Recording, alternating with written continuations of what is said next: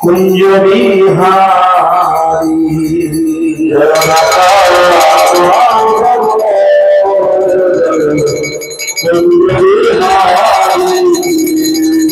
जय गोपी जय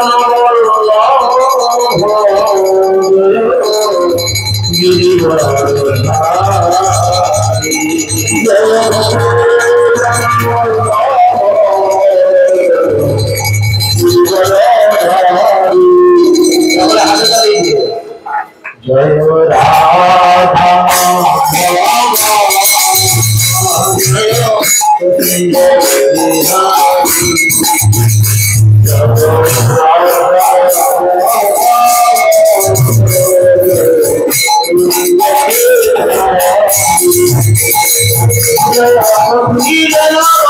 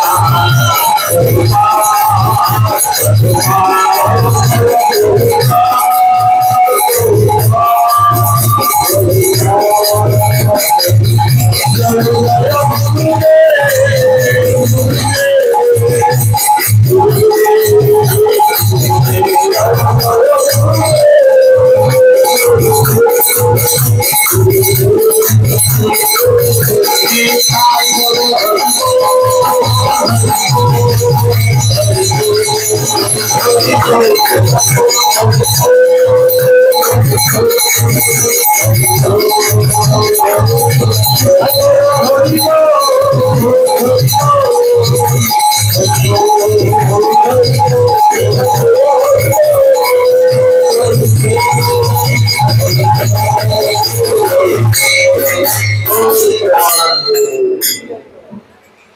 ज्ञानं तिमिरन्धस्य ज्ञानाञ्जनशलाकया चक्षुरुन्मिलितं येन तस्मै श्रीगुरवे नमः। नमः विष्णुपादाय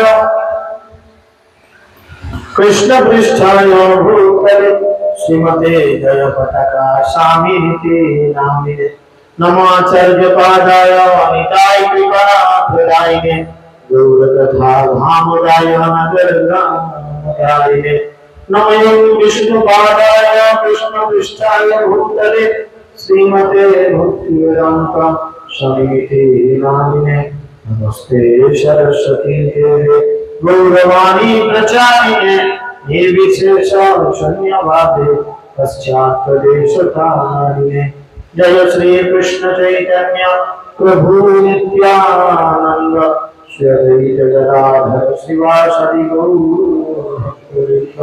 हरे कृष्ण कृष्ण कृष्ण हरे हरे हरे राम राम राम हरे हरे मुखं करोति वाचालं पुंगं लंघयते गिरिं यत्कृपातमहं वन्दे श्रीगुरुं कारणं परमानन्दमाधवं श्रीचैतन्यईश्वरं श्रीचैतन्यमन अधिष्ठानं स्थापितं जगद्भूतले स्वयं रूपकदामयं ददाति शपथान्तिकं नष्टप्रायेषु अभद्रेषु नित्यं भगवतो सेवया भगवतीर्तं श्लोके भक्तिर्भवति नैष्ठिकी जय श्री कृष्ण चैतन्य प्रभु नित्यानंद श्री अद्वैत गदाधर शिवासादि गौरभक्तवृंद हरे कृष्ण कृष्ण कृष्ण हरे हरे हरे राम राम राम हरे हरे সকলে কৃপা করে জোড়হাত করে জগন্নাথের কাছে প্রার্থনা করুন ওনার এই লীলা শ্রবণ করার যোগ্যতা যেন উনি আমাদের সবাইকে প্রদান করেন। ওম নমো ভগবতে বাসুদেবায় ওম নমো ভগবতে বাসুদেবায় ওম নমো ভগবতে বাসুদেবায় হরি ওম তৎসৎ।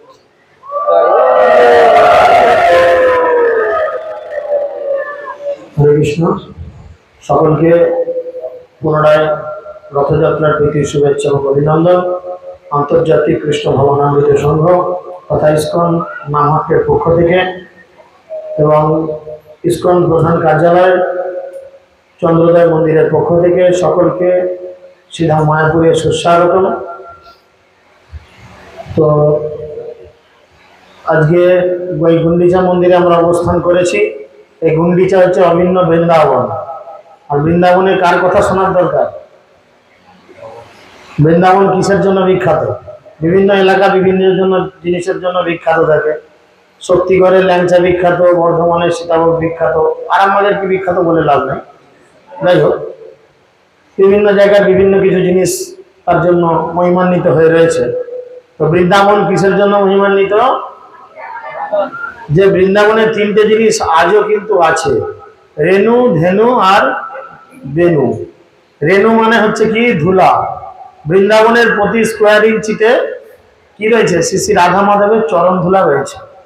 যেই ধুলা স্পর্শ পেয়ে আমাদের জীবন ধন্য হয়। আর দ্বিতীয় কি আছে? ধেনু। ধেনু মানে গাভী।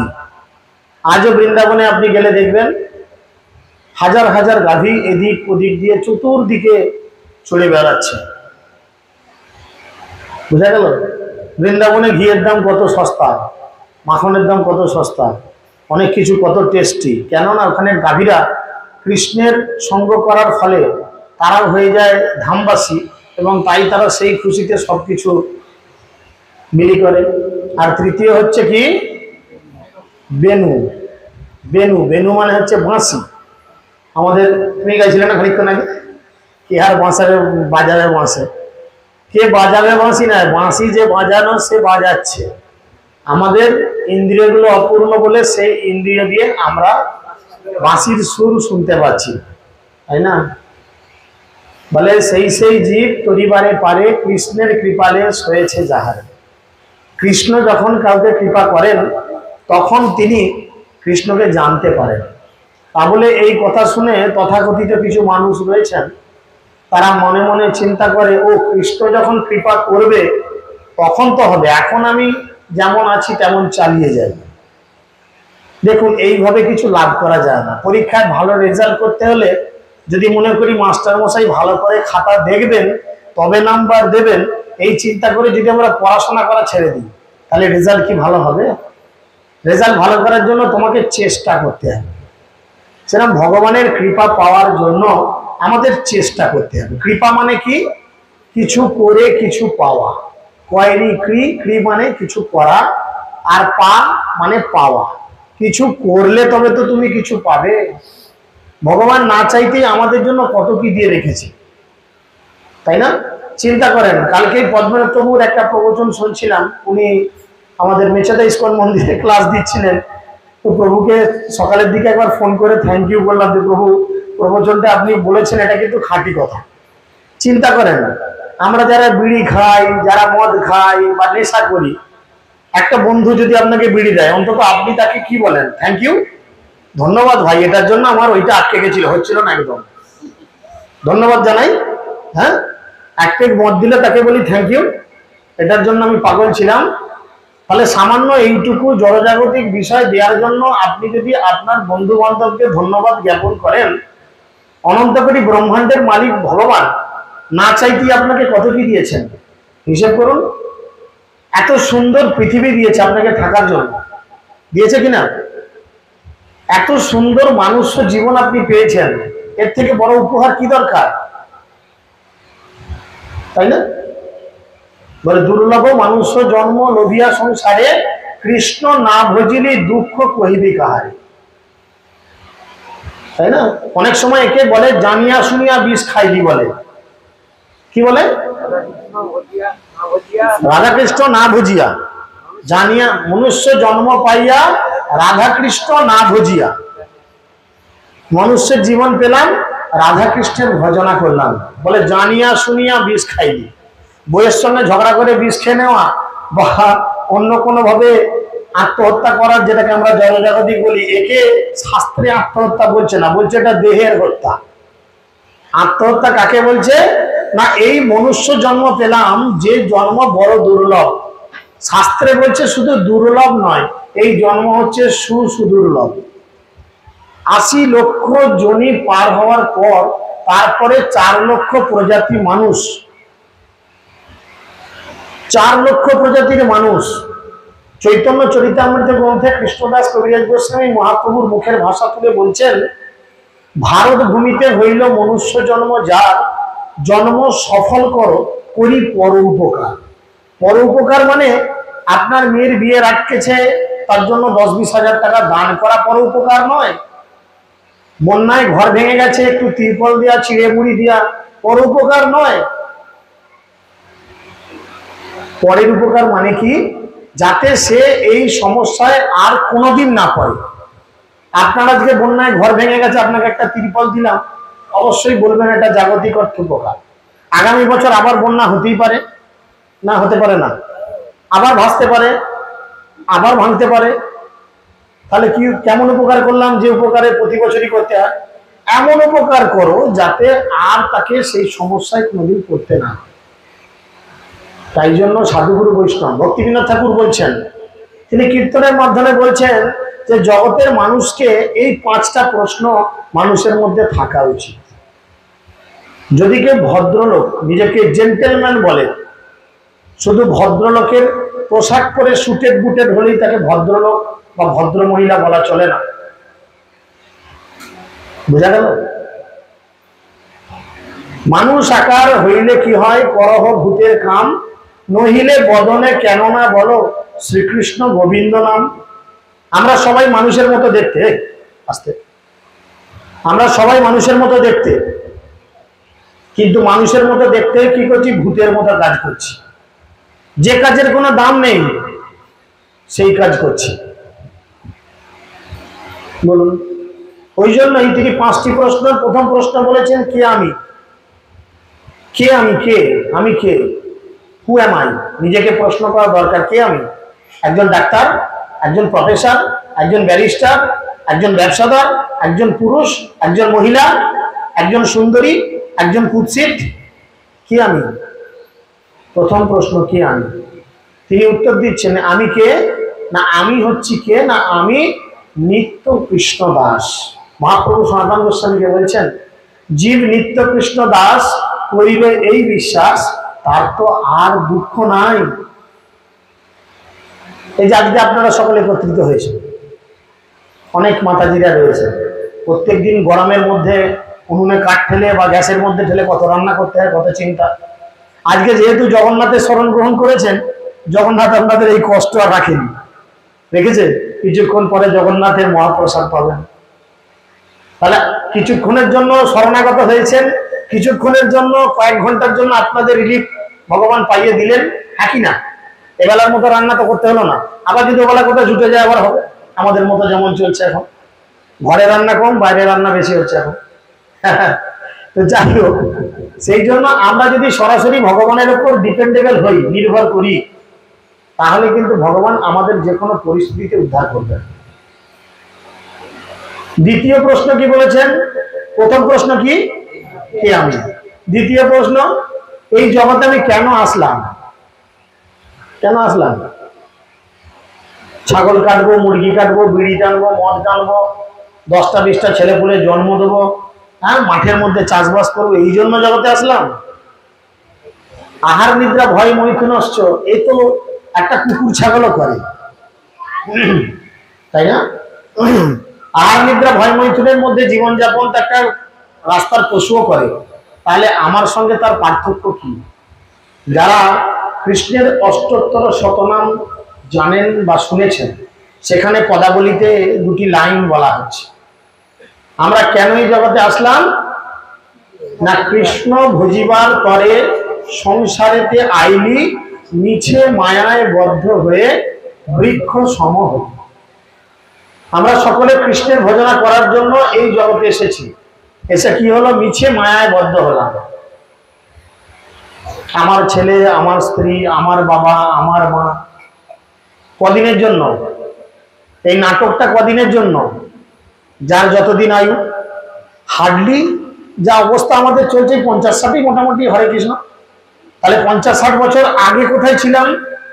তৃতীয় প্রশ্ন, আমি জন্মানোর আগে কোথায় ছিলাম? কোথা থেকে উড়ে এসে জুড়ে বসলাম? তাহলে এর আগেও আমি কোনো না কোনো মা পেয়েছি, এর আগেও আমি কোনো না কোনো বাবা পেয়েছি, এর আগেও কোনো না কোনো আমার সঙ্গী ছিল। আমি স্ত্রী হলে পুরুষ সঙ্গী ছিল, পুরুষ হলে স্ত্রী সঙ্গী ছিল। এর আগেও আমি অনেক সন্তান সন্ততির জন্ম দিয়েছি। তৃতীয় প্রশ্ন, আমি কোথা থেকে আসলাম? গেল 4 নাম্বার প্রশ্ন, আমি যে এই যে 40, 50, 60 বছর কি 70 বছর কি খুব বড় জোর 100 বছর আয়ু যদি হয়, মৃত্যুর পরে আমি কোথায় যাব? কেউ হয়তো বলে পাড়ায় ঘাটে শ্মশানে যাবে, কেউ হয়তো আমাদের কয়লাপাড়া শ্মশান বলবে, ঠিক আছে, সেই পর্যন্ত গেলাম, কিন্তু তারপর কোথায় যাবে? না, তোমার কর্ম ঠিক করবে তুমি কোথায় যাবে। তোমার কর্ম ঠিক করবে। তুমি যে গাছের চারা পুঁতবে সেই গাছ জন্ম নেবে, আর সেই গাছে সেই ফলিত ধরবে। শাস্ত্রে যেগুলোকে নিষিদ্ধ কর্ম বা পাপ কর্ম বলেছে, তুমি যদি সেই কর্ম বল করো, যমরাজ তার ব্যক্তিগত অ্যাসিস্ট্যান্টদের দিয়ে সেগুলোকে নোটিফিকেশন করে রাখবে, এবং আপনার সমস্ত কিছু ফাইল চার্জশিট রেডি থাকবে। ওই জন্যই বলে পলাইবার পথ নাই, জম আছে পিছে। আমরা বলি কিন্তু জীবনে অ্যাপ্লাই করি না। চামড়ার মুখ বলে দিই, বড় বড় লেকচার ডায়লগ মেরে দিই, কিন্তু জীবনে কতজন সেটাকে ব্যক্তিগত প্রয়োগ করি? প্র্যাকটিক্যাল ইমপ্লিমেন্টের ক্ষেত্রে আমাদের সেখানে নেই। কৃষ্ণ কথা শোনবার জন্য আগ্রহ থাকা দরকার। আমরা কৃষ্ণ কথা শুনতে যখনই বসি আমাদের কিসের প্রতি আগ্রহ বাড়ে। এই কতজন এক্ষুনি দলে দলে গোড়া চাঁদ হবে, এই দু একজন হতে আরম্ভ করেছে চোখ বুঝিয়ে। তো কিছু করার নেই, ভগবান রামচন্দ্রের অভিশাপ ছিল। যখন তিনি কুম্ভকর্ণকে বধ করেন তখন কুম্ভকর্ণের মধ্যে নিদ্রা দেবী সাহিত্য ছিলেন। উনি বেরিয়ে এসে বলেন, প্রভু আপনি আমার থাকার জায়গাটা নষ্ট করে দিলেন, আমি আপনার চরণে শরণাগত, আপনি আমাকে কৃপা করে বলুন আমি কোথায় এখন যাব। আর আপনি এমন একটা জায়গা আমাকে পাঠান যেখানে গেলে অন্তত আমার জীবনটা উদ্ধার হয়ে যায়। তখন রামচন্দ্র বলেছিলেন, ঠিক আছে, নো প্রবলেম, তুমি এক কাজ করো, এই পরবর্তী যুগে দ্বাপর যুগ থেকে কলিযুগ পর্যন্ত যেখানে আমার কথা, রামচন্দ্র স্বয়ং ভগবান, যেখানে আমার কথা আলোচনা হবে সেখানে তুমি ভক্তদের মধ্যে থাকবে। তাই লক্ষ্য করে দেখবেন, পাশাপাশি লক্ষ্য করে দেখুন কেউ মাঝে মধ্যে নাকও ডাকবে হালকা হালকা করে, আমাদের দত্তগিরি তাকে ডাকবে। হ্যাঁ, তো এরকম ব্যাপারে চলবে, এটা কিছু করার নেই, চেষ্টা করতে হবে। এটাই মায়া, মায়ের বিরুদ্ধে যুদ্ধ ঘোষণা করেছেন, মায়ের বিরুদ্ধে যুদ্ধ ঘোষণা করেছেন, তো একটু ডিস্টার্ব করবে। ভক্তি জীবনে যারা প্রথম ঢোকে তাদের যেমন ডিস্টার্ব হয়, চলছে এখন কিছু পরিস্থিতি জগন্নাথের কৃপায়। যাই হোক, ব্যাপার হচ্ছে কি না, এগুলো সবগুলোই কিন্তু আসে ভগবানের ইচ্ছা, তাই তাকে দিয়েছে। যথা হয় কৃষ্ণ কথা, বজ্র যেন পরে মাথা, ঘুমে ঘুমে তল্লাশে বালিশ। এমন ঘুম হচ্ছে, অনেকে আসে না ডাক্তারের চেম্বারে গিয়ে বলে, ডাক্তারবাবু ডাক্তারবাবু কড়া ডোজের একটা ঘুমের ওষুধ দেন, আমি রাতে শুলে ঘুম হয় না। ও মা, তাকে যত ওষুধই লেখা হয় বলে ঘুম আর ধরে না। তুই আমাদের হরি কথা একবার আই দেখি কেমন ঘুম না ধরে দেখি। আর বসিয়ে দাও, দেখবে শুধু, বলে একটা বালিশ দিলে এত সুন্দর ঘুমটা হতো, ঘুমের ওষুধ খেয়ে এত ঘুম হয় না। আর যেখানে হবে গ্রাম্য কথা সেখানে কি হবে, ঘুম আর থাকবে না, সঙ্গে সঙ্গে ঘুম ছেড়ে যাবে। নাক ঢুকিয়ে মুখ ঢুকিয়ে উঠকে জিজ্ঞাসা করে, কি ব্যাপার, কোথায় কি হয়েছে, কি যেন বলছিলি, তাই না? তাই সকলে আজকে যে প্রবচন, এখনো মূল প্রবচনে প্রবেশ করিনি, আজকে যে ভগবানের কথা বলছি মন দিয়ে শ্রবণ করুন, শেষে বুঝতে পারবেন যে মন দিয়ে কৃষ্ণ কথা শ্রবণের কি ফল। তো যাই হোক, চারটে প্রশ্ন হলো, শেষ প্রশ্ন কি, কেন দুঃখ পাচ্ছি এই জগতে, কেন দুঃখ পাচ্ছি সেটা তো গেল। আমি মৃত্যুর পর কোথায় যাব, মরার পর কোথায় যাব, কি গতি হবে। যদিও অনন্ত কোটি নরক বর্ণনা রয়েছে, ভাগবতমের পঞ্চম স্কন্ধে 26 নম্বর অধ্যায়, সেখানে খুব সুন্দর বর্ণনা করছেন সুখদেব গোস্বামী, নরকের 28টি নরকের বর্ণনা করছেন। তো তার বিভিন্ন নরকে গিয়ে পড়তে হবে, কর্মফল যেমন হবে সেটা হবে।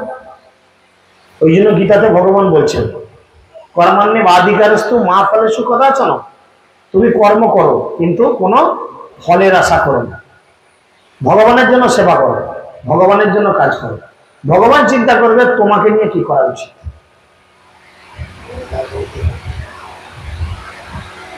ভগবানের জন্য আকুলতা দরকার, ভগবানের জন্য ব্যাকুলতা দরকার।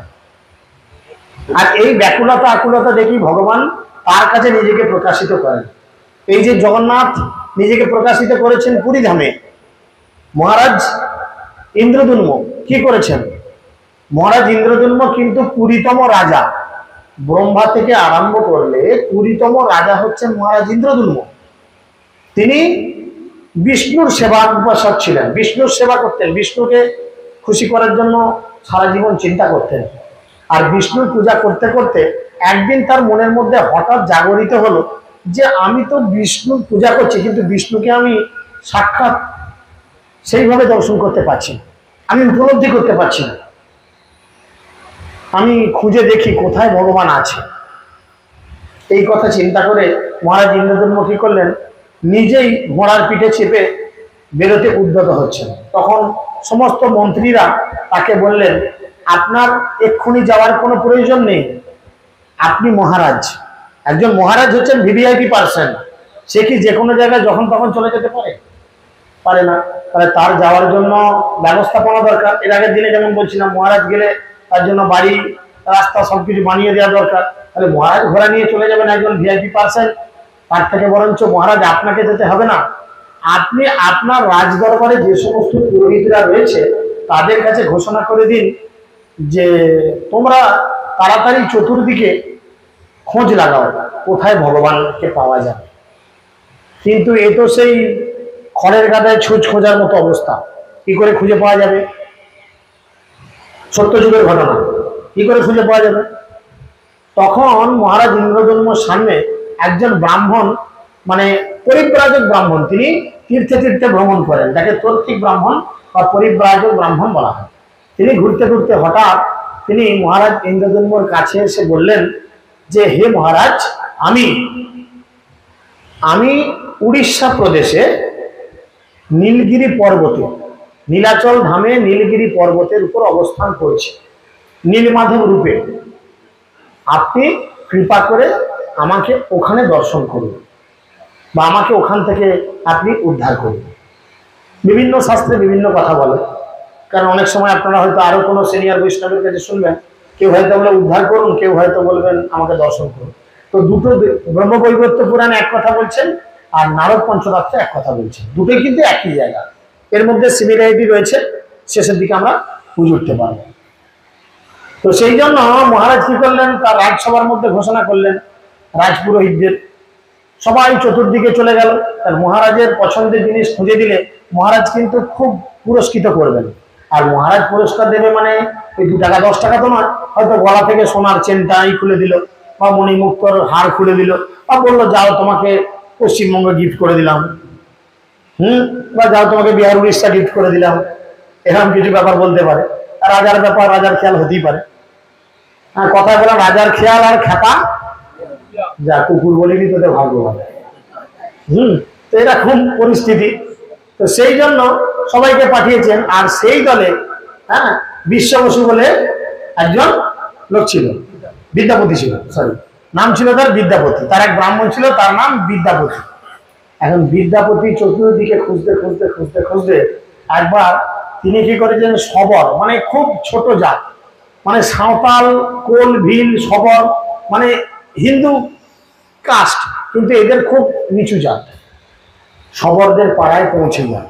আর সেখানে বিদ্যাপতি পৌঁছে গিয়ে চতুর্দিকে খুঁজেন, খুঁজে আর পান না।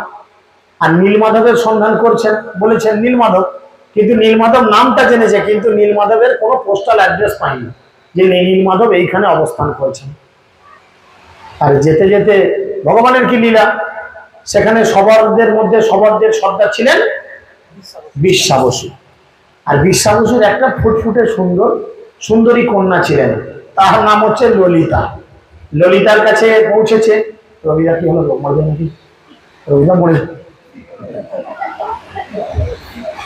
চলে যাবে, বললাম না এটা তো অ্যাকশন দেবে, কিচ্ছু করার নাই, আমাদের পাখার নিচে বসেছে। তো যাই হোক, বিষয় হচ্ছে কি, তো তিনি ললিতাকে দর্শন করা মাত্র ললিতার প্রেমে পড়ে যান। আর ললিতার প্রেমে পড়ে গিয়ে ললিতাকে বিবাহ করবে বলে চিন্তা ভাবনা করেন। তার বাবা যেহেতু ওই ওদের সর্দার, ওই জাতের সর্দার, তাই মহা ধুমধাম করে সবার কন্যার বিয়ে হয়ে গেল। বিয়ে তো হয়ে গেল, কিন্তু ও তো অন্য একটা মানে খোঁজে তল্লাশিরে বেরিয়েছে, সে আন্ডার কপ অফিসারের মতো। সিআইডির আন্ডার কপ অফিসার যেমন থাকে, অন্যান্য ছদ্মবেশে ঘুরে তারা ঠিক দোষীকে খুঁজে বার করে। এ তো বেরিয়েছে নীলমাধবকে খোঁজার জন্য। উপরি পাওনা হয়ে গেছে, ললিতার সঙ্গে বিয়ে হয়ে গেছে। এবার প্রত্যেক দিন রাত্রিরে ও দেখছে সন্ধ্যা হলেই ওনার শ্বশুর মশাই, কি নাম, বিশ্বা বসু, সন্ধ্যা হলেই কোথাও চলে যাচ্ছে আর ভোর রাতে ফিরে আসছে। আর যখন ফিরে আসছে গায়ের মধ্যে থেকে অপূর্ব একটা সুন্দর গন্ধ ছাড়ছে, চন্দন, অগরু, কর্পূর, মানে ভগবানের সেবা করলে এই সব গন্ধগুলো অটোমেটিক্যালি শরীর থেকে আসে বা ভগবানের সান্নিধ্যে থাকলে আসে। তো এরকম গন্ধ পাচ্ছে। আর ললিতাকে জিজ্ঞেস করছে, কি ব্যাপার বলো তো, প্রত্যেক দিন তোমার বাবা সন্ধ্যা হলেই চলে যায়, সারা রাত কোথায় থাকে আর ভোরবেলা ফিরে আসে, আর যখন তোমার বাবা ফিরে আসে তোমার বাবার শরীর থেকে অপূর্ব এক গন্ধ বেরোয়, কি ব্যাপার? তখন ললিতা বলল, ঠিক আছে তোমাকে আমি বলছি কি ব্যাপার, কিন্তু তুমি এই কথা কাউকে বলবে না, কথাটা। বললো, না না, তুমি আমার স্ত্রী, তোমাকে আমি কথা দিচ্ছি আমি এই কথা কাউকে বলবো না। বললো, আমার বাবা প্রত্যেক দিন সন্ধ্যা হলে এই নীলগিরি পর্বতের উপরে উঠেন, সেখানে স্বয়ং ভগবান বিষ্ণু নীল মাধব রূপে অবস্থান করছেন। সেখানে বাবা সারা রাত ধরে কি করেন, নীল মাধবের সেবা পূজা করেন, আর ভোর হলেই সেখান থেকে চলে আসে। বুঝতে পেরেছেন? তো সেই ঘটনা কি হবে, নীল মাধবকে এর তো মিশন বুঝতে পেরেছে, তার মানে একটা সেই সিআইডির মতো একটা ক্লু পাওয়া গেছে, মার্ডার হয়েছে মানে একটা ক্লু পাওয়া গেছে, একটা হাতের ছাপ মিলেছে, এটা দেখো কার হাতের ছাপ, তাহলে ঠিক আমরা নেট গুটিয়ে ফেলবো, সিআইডি অফিসাররা যেমন করে। আর এর তো মিশন হচ্ছে নীল মাধবকে আবিষ্কার কোথা আছে। যখনই পেয়ে গেছে, এবারে প্রত্যেক দিন সন্ধ্যায় তার স্ত্রীকে বলে যে ললিতা, আমার বড় ইচ্ছা তোমার বাবার সঙ্গে গিয়ে, আমি জাতিতে ব্রাহ্মণ, দেখো বলে পৈতে তুলাম, জাতিতে ব্রাহ্মণ, আমি তোমার বাবার সঙ্গে গিয়ে একটু নীল মাধবের সেবা পূজা করতে চাই। অনেক বলছে না, বাবা বলেছে একদম বলা চলবে না, আমি তোমাকে বলে কি ভুল করেছি, বাবা যদি জানতে পারে আমি তোমাকে বলেছি, বাবা আমাকে খুব বকা দেবে। এক ছাড়তে চায় না। বৌশালী কি একই রোগ নাকি, ধরো বৌশালী একই রোগ। ওই দেখো নীল মাধব দর্শন করছে।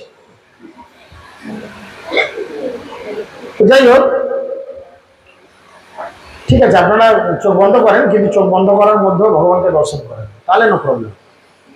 চোখ বন্ধ করলে যদি সব অন্ধকার দেখেন, তাহলে চোখ বন্ধ করবেন না, চোখ বন্ধ করলে ভগবানকে দর্শন করার চেষ্টা করবেন, বুঝেছেন? তাহলে দেখতে গেলে চোখ খুলে রাখতে হবে, কারণ এই জল চোখ দিয়ে তো বন্ধ করলে ভগবানকে দেখা যাবে না।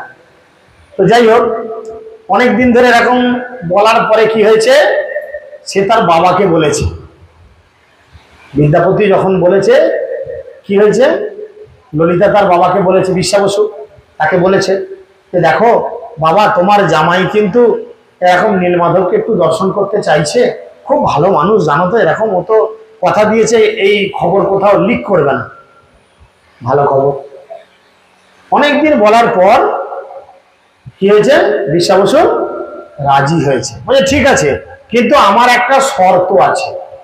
বলে হ্যাঁ আপনি বলুন, যা শর্ত বলবেন আমি মেনে নেবো। না, আমি তোমার চোখে একটা কাপড় বেঁধে দেবো। সে কানামাছি খেলার সময় ছেলেবেলায় দেখেছেন, চোখে পেট্টি বেঁধে দিত, যাকে পাবি তাকে ছ বলতো। বলে চোখে বেঁধে দেবো, আমি নিয়ে গিয়ে নীল মাধবের সামনে চোখের কাপড় খুলবো, দর্শন করবে, আবার যখন ফিরে আসবে আবার কাপড় বেঁধে দেবো, তোমাকে আমি ফিরে নিয়ে চলে আসবো। কেন বলেছে? তখন তার গুগল ম্যাপ থাকেনি যে হ্যালো গুগল, হ্যাঁ নীল মাধব, সঙ্গে সঙ্গে ম্যাপ দিয়ে দেবে এত কিলোমিটার, তখন তার গুগল থাকেনি, কিছু করার নেই, তখন যা ছিল এরকম ব্যাপার। তো সেই জন্য যাতে ঠিকানা না পায়, এরকম একটা চিন্তা ভাবনা করে এরকম পরিস্থিতি তৈরি হয়েছে। সে শর্তে রাজি হয়ে গেছে। এবারে আজকে সেই দিন, আজ সন্ধ্যাবেলা বিদ্যাপতি আর কে, বিশ্বা বসু, দুজনে শ্বশুর আর জামাই দুজনে একসঙ্গে নীলমাধবের কাছে যাবে। শ্বশুর মশাই নিয়ে যাচ্ছেন জামাইকে, চোখে ফেট্টি বেঁধে দিয়েছে, জামাইয়ের হাত ধরে শ্বশুর মশাই নিয়ে যাচ্ছে। জামাই তো ব্রাহ্মণ, যেজন কৃষ্ণ ভজে সে বড় চতুর, আর যেজন কৃষ্ণ ত্যাজে সে হয় ফতুর, মানে ফকির। কোটি টাকা ইনকাম করছে, দেখবেন মুখে আনন্দ নাই। কোটি টাকা, লক্ষ লক্ষ টাকা ব্যবসা ইনকাম করছে, সকাল থেকে সন্ধ্যে পর্যন্ত, রাত পর্যন্ত খেটে মরে যাচ্ছে, সে রাত্রে বাড়ি ফিরেও হিসেবের খাতার শেষ নেই। আর ভক্তি জীবন করছে, সকাল থেকে খেটে খুটে মরছে, পয়সা বললে পয়সা নেবে না, বদমাইশি করছে। পয়সা না হলে না, পয়সা নিয়ে লাভ নাই, ও বউ ছেলে খেতে পাচ্ছি তো চিন্তা নাই, পয়সা নিয়ে কেউ থাকলে বেশি ঝামেলা। এগুলো হচ্ছে ভক্তদের নেচার। শত অসুবিধার মধ্যে তাদের মুখের মধ্যে যে মিষ্টি হাসি, এই হাসিটা পাওয়ার জন্য মানুষ কোটি টাকা খরচা করে, কিন্তু ঘরে এসি লাগিয়েও সেই আরাম আনন্দ পায় না। টিনের চালে থেকে ভক্তরা যে আরাম আনন্দ পায়, কারণ ভক্ত খুব চালাক, সে জানে জস্মিন তুষ্ট জগৎ তুষ্টে, ভগবানকে সন্তুষ্ট করলে এই জগতে আলাদা করে আর অন্য কাউকে সন্তুষ্টিকরণ করার প্রয়োজন পড়ে না। আপনি দিদিকে সন্তুষ্ট করে আসুন, আপনার লোকাল নেতা চোতা কাউকে কিছু বলতে হবে না, তারা এমনি আপনার তেল বুলান। আর যদি লোকাল নেতা চোতাকে তেল বুলান, দিদিকে তেল বুলাতে গেলে অনেক ঝামেলা পড়বে। বুদ্ধিমানের কাজ কি, সরাসরি গিয়ে একদম হেড অফিসে জানাবে খবর। কৃষ্ণ হচ্ছেন head office, supreme personality of god head, সেখানে জানান সমস্ত কিছু প্রার্থনা। নিবেদন করি প্রভু তুয়া তুয়া চরণে, তোমার চরণে নিবেদন করি, তাই না? তো সেই জন্য সে বড় চালাক, শ্বশুরের পেছন পেছন যাচ্ছে আর দোকান থেকে কিছু কালো সর্ষে কিনেছে। কি হবে, সর্ষে বাটা দিয়ে মাছের ঝাল খাবে? এই গোটা রাস্তা গেছে সর্ষে ছড়িয়ে ছড়িয়ে, বুঝেছেন? কেন বলেন তো? কিছুদিন পর সর্ষে ছড়িয়ে দিলে আজকেই তার গাছ বেরোবে না। সর্ষে গাছ বেরোতে এখন বৃষ্টি বৃষ্টি হবে, তারপরে গাছ বেরোবে, ছোট ছোট গাছ একটু বড় হবে, মোটামুটি মাসখানেক, মাস দেড়েক দু একটা টাইম লাগবে একটা সর্ষে গাছ বড় হতে, সে তার হয়েই বড় হয়ে যাবে না। সর্ষে ছড়িয়ে ছড়িয়ে গেছে, সে 2 চোখ ভরে দেখেছে, সুন্দর দর্শন পেয়েছে, নীলমাধবের দর্শন পেয়েছে, মনে মনে বড় খুশি হয়েছে। আর খুশি হয়ে সেখান থেকে তার শ্বশুর মশাইয়ের সঙ্গে ফিরে চলে এসেছে, বুঝতে পেরেছেন? ফিরে এসে মনে মনে রয়েছে কি, মিশন কমপ্লিট। হ্যাঁ, মিশন ছিল কি, নীলমাধবকে খুঁজে বার করা, এখন মিশন কমপ্লিট, আমি অ্যাড্রেস পেয়ে গেছি। আর মনে মনে আছে সর্ষে ছড়িয়েছি, বেটা সর্ষে হবে কিছুদিন পর, বুঝেছেন? এবার ললিতাকে এসে বলছে, ললিতা চলো, অনেকদিন বাড়ি ছাড়া আছি তো, এবার বাড়ি যাই। ধান্দা তো বাড়ি যাও না, রাজার কাছে খবর দেবো, রাজা মশাই পেয়েছি, হ্যাঁ, I am the one only person who invested Nilmadhab, চলে যাই। চলে গেল সঙ্গে সঙ্গে রাজার কাছে, ইন্দ্রদম্নুর কাছে গেছে।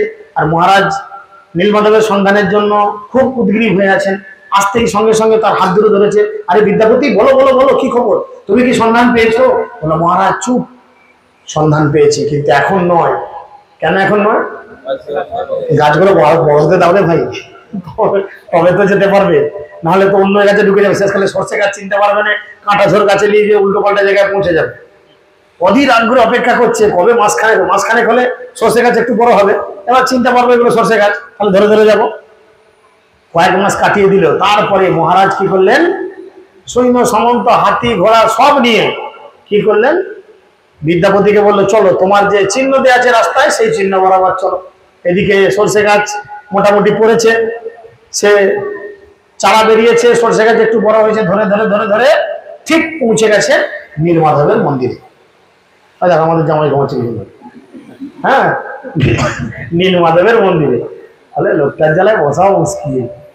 হ্যাঁ, তো নীলমাধবের মন্দিরে পৌঁছে গেছে। আর রাজা উদ্গ্রীব সহ, মানে নীলমাধবের মন্দিরে যখনই প্রবেশ করেছেন, প্রবেশ করার সাথে সাথে দেখছে নীলমাধবের বেদি ফাঁকা, নীলমাধব আর বেদিতে নেই। মহারাজের বড় কষ্ট লাগলো, আমি এত কষ্ট করে, এত ঝামেলা করে নীলমাধবকে খুঁজে বার করলাম, আর নীলমাধব আমাকে দেখা দিলেন না, চলে গেলেন। আমি এত বড় অপরাধী, তার থেকে আমার এই দেহ রাখার দরকার নেই, আমি এখানেই দেহত্যাগ করব। তখন তিনি ডান দিকে তাকিয়ে দেখলেন নীলমাধবে রয়েছে। কারা কারা নীলমাধব গেছেন, হাত তুলেন। কারা কারা নীলমাধবের ওইখানে, এবার কথা তুলে দেখি, কারা কারা নীলমাধবের ওইখানে ললিতা কুণ্ড দর্শন করেছেন, সরি ললিতা কুণ্ড নয়, রোহিণী কুণ্ড দর্শন করেছেন। দর্শন করেছেন রোহিণী কুণ্ড 2-3 জন। তাহলে আমরা আমোদ গাজন করতে গেছি, শুধু প্রহ করে পাহাড়ে উঠেছি, মহানদী দেখেছি, পেছন থেকে চলে এসেছি। রোহিণী কুণ্ড বলে, রোহিণী কুণ্ডের জল যার মাথায় একবার নেবে, সেই জীবনেই গোলক বৃন্দাবন পাড়ি দেবে। তাই বলবে মহারাজ এইদিকে তাকালেন, দেখলেন একটা কাক হঠাৎ করে গাছের ডাল থেকে মারা গিয়ে ওই পুকুরে রোহিণী কুণ্ডের জলে পড়লেন। আর পড়ার সাথে সাথে সেই কাক দিব্য দেহ ধারণ করে গোলক বৃন্দাবন পাড়ি দিলেন। মহারাজ ভাবলেন, আর নয়, আমি যখন এই জীবনে নীলমাধবের দর্শন পেলাম না, আমি তাহলে এই জীবনে আমার দেহত্যাগ করব, ওই রোহিণী কুণ্ডের জলেই দেহত্যাগ করব বলে ঝাঁপাতে যাবে। তখন আকাশবাণী হচ্ছে, হে মহারাজ প্রতাপরুদ্র, আমার সময় শেষ, টাইম শেষ হয়ে গেলে শুধু আমাদেরকেই এই জগৎ ছেড়ে চলে যেতে হবে না, ভগবানকেও চলে যেতে হবে।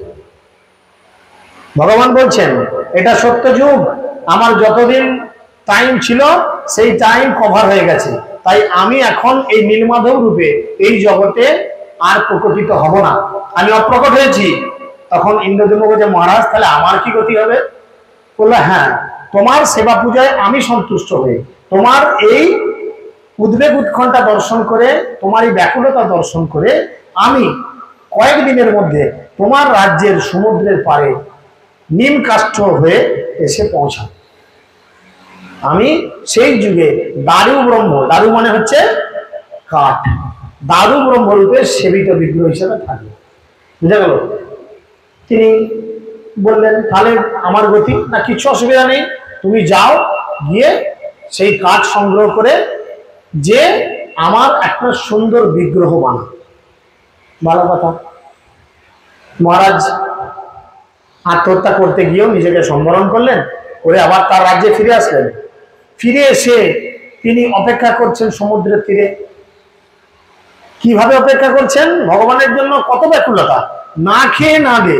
সকাল থেকে আমরা কবার খেয়েছি? দুবার। একজন হাত তুলছে, বলবো দুবার। সকালবেলা ঘরে কিছু, হ্যাঁ এই দেখো, দেখলে কি হবে এখন 300 বানা এরকম আছে। আর তিনি না খাওয়া না দাওয়া করে সমুদ্রের তীরে দাঁড়িয়ে আছে কয়েকদিন। কি সংকল্প? যতদিন নাই কাঠ পাই আমি এইভাবে দাঁড়াবো, যদি ভগবান আমাকে ভাঁওতাবাজি দেয় আমি না খেয়ে না দিয়ে অনাহারে এই সমুদ্রে জীবন বিসর্জন দিয়ে দেবো। ভগবানের জন্য কত ব্যাকুলতা, চিন্তা করেন। কাঠ যথারীতি ভেসে এসেছে, বা কাঠ এসেছে তো এসেছে নিম কাঠ, এ তুলে কার ক্ষমতা? হাতি ঘোড়া লাগিয়েছে, সৈন্য লাগিয়েছে, কাঠকে আর সমুদ্র থেকে তুলে আনা যায় না। খুব সমস্যা। সমুদ্রের ধারে কি করে বিগ্রহ হবে? ভগবানের বিগ্রহ সবার সামনে হয় না, এরকম ব্যাপার। তখন মনে মনে বড় কষ্ট পাচ্ছে। তখন আবার আকাশবাণী হলো যে আমার কোন শুদ্ধ ভক্ত এটাকে যদি স্পর্শ করে এই কাঠ তখন তুলোর মতো হালকা হয়ে যাবে। তার মানে এতক্ষণ যারা কারাকারি করছিল এরা কেউ শুদ্ধতার সঙ্গে ভক্তি জীবন করেনি। শুধু মাথা নাড়া টিকি রাখলেই শুদ্ধতা হয় না, তাই না? তো সেই জন্য তখন কি হয়েছে, কে থাকবে না? তখন মহারাজ চিন্তা করলেন কি না, যে একে আবিষ্কার করেছে সে তার নিজের চোখে নীলমাধবকে দেখেছে, তাহলে তার থেকে বড় শুদ্ধ ভক্ত এই জগতে আর দ্বিতীয় কেউ হতে পারে না। কেন না, সে ভগবানকে একবার দেখেছে। শাস্ত্রে বলে কি, জন্ম সফলতার জীবনে একবার কৃষ্ণ দর্শন হইয়াছে যাহার, বিকশিয়া হৃদনয়ন করি কৃষ্ণ দর্শন, ছাড়ে জীব চিত্তের বিকার। আমাদের চিত্ত বিকারগ্রস্ত, তাই আমাদের কি করা উচিত ভাবি না। আমি ভাবি ব্যবসা করাই it's my duty and responsibility, মনে করি এটাই আমার একমাত্র কর্তব্য, দায়িত্ববান কর্তব্য। কিন্তু না, একটা হাতি ব্যবসা করে না, তুমি সকাল থেকে বিকাল পর্যন্ত ব্যবসা করে কয়েক হাজার টাকা ইনকাম হয়তো করছো, কেন না 2-3টে পেট চালানোর জন্য। কত চালের ভাত খাও? বলবো 250-300 খাই, এখন আর হজম হয় না জানো। সাইকেল চালিয়ে, মোটরসাইকেল চালিয়ে ব্যবসা করে ওই চটে বসে বসে বসে থাকি, তো ভুঁড়ি মোটা হয়ে গেছে, আর হজম হয় না। 250-300 খেয়েই আলামার হয়ে যায়। তাহলে কাল লাগিয়ে এত পরিশ্রম করো না, সংসারের জন্য, ব্যবসার জন্য, বলেন খাওয়া দাওয়ার জন্যই তো হয়। একটা হাতি কতটুকু পরিশ্রম করে ভাবতে হবে। হাতি তোমার থেকে বেশি খায় না কম খায়? আমরা সবাই যা খাবো, একটা হাতির বেলা পেট ভরবে না। দুপুরবেলা যা রান্না হয়েছে হাতিকে দিলে হাতির অর্ধেক পেটে পড়ে থাকবে, থাকি না? বলে কি খাওয়ালি ফটিক, পেট ভরে না। সেই নিত্যানন্দ প্রভুর সেই লীলার মতো, অদ্বৈত আচার্য ভবনে নিত্যানন্দ প্রভুর মহাপ্রভুর সন্ন্যাস গ্রহণ বা প্রসাদ ভোজন, খাওয়াতে পারবো না তো তুমি নেমন্তন্ন করো কেন? অদ্বৈত আচার্য তুমি যদি খাওয়াতে পারবে না নেমন্তন্ন করো কেন তুমি? এই জন্যই তোমাকে নাড়া নাড়া বলে তুমি সন্ন্যাসী, তা তো খাওয়ার ঝোঁক কেন? নিজেদের মধ্যে খুব ক্লাস আছে, আমার ইউটিউব চ্যানেলে ক্লাস আছে, দেখবে যে নিত্যানন্দ এই মহাপ্রভুর অদ্বৈত আচার্য গিরিয়ে প্রসাদ ভোজন, খুব সুন্দর ক্লাস আছে। তো যাই হোক, তো বিদ্যাপতিকে খবর দিয়েছে, বিদ্যাপতি এসেছেন, এসে যেমনি মাত্র কাঠকে স্পর্শ করেছেন কাঠ তুলোর মতো হালকা হয়ে গেছে। কাঠকে চাগিয়ে সবাই নিয়ে এসছে, রাজবাড়িতে নিয়ে এসেছে। কাঠ তো এলো, এবার একে ফিনিশিং দিবে কে? হ্যাঁ, মালপত্র তো রান্না করবে কে? রাঁধুনি কোথায় প্রভু? হ্যাঁ, রক্ত করে ফেললাম, রাঁধুনি কোথায়? নো চিন্তা, আছি তো, জগন্নাথ আছে, গঙ্গিতাই আছে, কিচ্ছু চিন্তা নাই, সব হাসতে হাসতে হয়ে যাবে। তো সেই জন্য তিনি চিন্তা করলেন, রাজা চতুর্দিকে ঢাকা পিটিয়ে দিলেন, যে যেখানে যা ওই ছুতোর বলে তো নাকি কাঠের কাজ করে, ভাস্কর ওই কাঠের কাজ করে আর কি, তাদের খবর দিল। সব লোকজন আসলো, বাটালি, হাতুড়ি, ছেনি ফেনি, যা সব যন্ত্রপাতি সে কাঠের মধ্যে ঠুকে ঠুকে তো এ করতে হবে। তারা যে যার যন্ত্র নিয়ে চেষ্টা করছে, সবার যন্ত্র ভেঙে যায়, কাঠে একটা আঁচড় পর্যন্ত পড়ে না। হায় ভগবান, কি করে কি হবে, মূর্তি তৈরি হয়নি। এদিকে রাজার খুব উদ্বেগ, আমি ভগবানকে এই কাঠের মধ্যে প্রকাশিত করবো, আমি দর্শন করবো, এটা জেসে কাঠ না। তখন স্বয়ং বিশ্বকর্মা একটা ব্রাহ্মণ এবং বৃদ্ধ ব্রাহ্মণের বেশ ধারণ করে তিনি কি করেছেন, মহারাজ ইন্দ্রদ্যুম্নর কাছে এসেছেন। আর মহারাজ ইন্দ্রদ্যুম্নর কাছে এসে তিনি বলছেন, মহারাজ আমি এই কাষ্ঠ থেকে বিগ্রহ বানিয়ে দেবো, আমাকে 21 দিন টাইম দিতে হবে, কিন্তু আমার কতগুলো শর্ত আছে। কি আছে? শর্ত আছে। মহারাজ বলছেন, তাকে দেখেই তো অবাক, এ বুড়ো হাত থর করে কাঁপে, ঠিক করে দাঁড়াতে পারে না, এ বিগ্রহ কি বানাবে?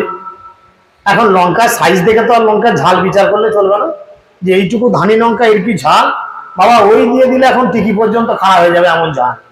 হ্যাঁ, আছে না একটা?